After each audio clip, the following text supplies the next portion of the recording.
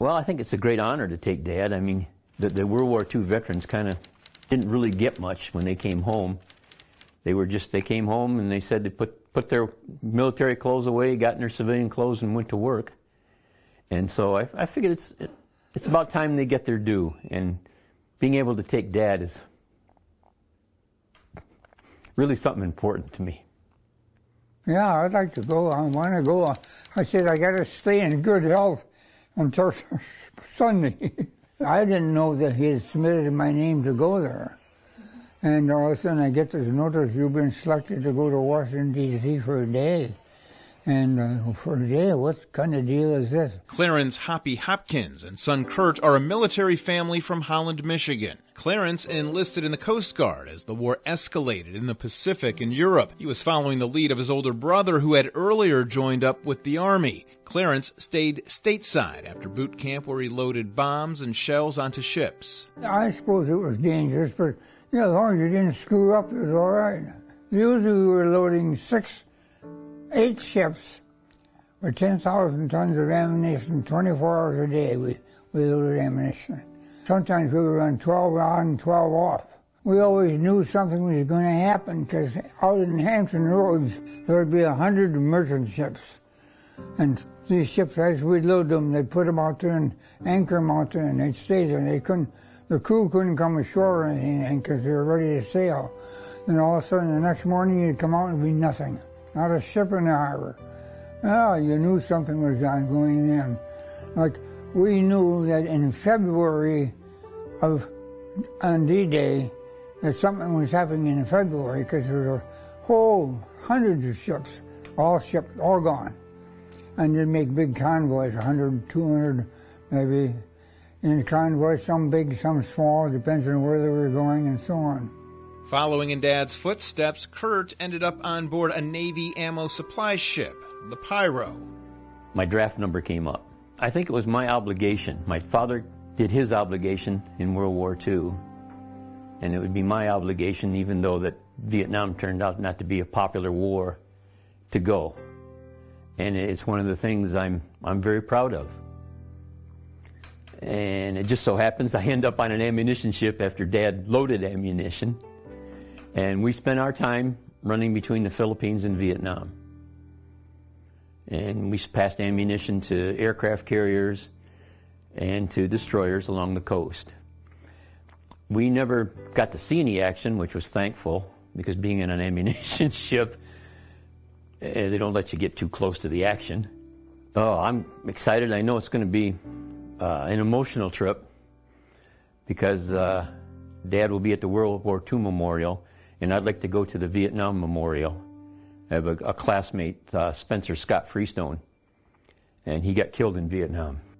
You know, our class of 65 just had their 50th reunion, and we miss Scott. I'm taking a paper and pencil. I'm going to do an etching of his name. I'd like to get the Vietnam one, because we had a good friend of Kurt's was killed there, and I'd like to check some of the World War II, see if there's anything from this area that I would know, because of course a lot of my high school graduates, college graduates and so on were all killed during, there was a bunch of them. And when I walk in the park and look at all those that I had here, I can't believe it. And you know, I almost got shipped out twice, but just through luck of the good Lord or something, I didn't get shipped out, and I should have. We got you something to commemorate your Yeah. trip to Washington, D.C. It's a dog tag. It has your name, your rank, your serial number, Norfolk, Virginia, the Coast Guard insignia, and that says, World War II veteran, the USA thanks you. And on the back of the big one, it says Talons Out Honor Flight and the date. Oh, well, thank you very much. And your kids and I got you a set. Oh, God. There it is. It's for you. And I can tell you, it's probably going to be a lot of emotion tomorrow, probably the whole day. but it's going to be well worth it. This is something that I'll remember for as long as I'm alive, even after Dad goes. I got to spend this time with him.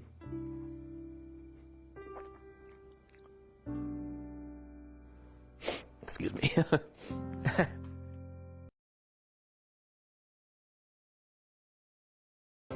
Really special to everybody here, and it really touches the heart. I look at the pictures and I smile. I said, we had a good time. He was happy, he smiled, and he said, never shook so many hands in all my life. Since then, anybody that he met, he told them about the trip. And he always had a smile on his face when he was talking about it. And it was just great to see that he really enjoyed it, because it made me feel good that I could take him on that trip. We got back on the 26th, and about 3 weeks later, on October 19th, Dad passed away. And I believe Dad was the second or third one from that group that has passed since then. We got a call saying that Dad was in the hospital. We all went up and we got to see him and say goodbye, and then he passed away one day before his 96th birthday. They say that there's certain things in your life that set your life apart, and I think this is going to be one of mine, that I had the honor of taking Dad on this trip.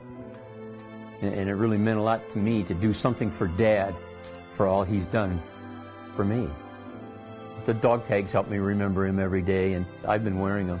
I know it's right there, you know, and I'll take Dad's, and I might even wear his. He had one more thing to do in his life. That turned out to be what it was. And it was a pleasure and an honor to be part of it.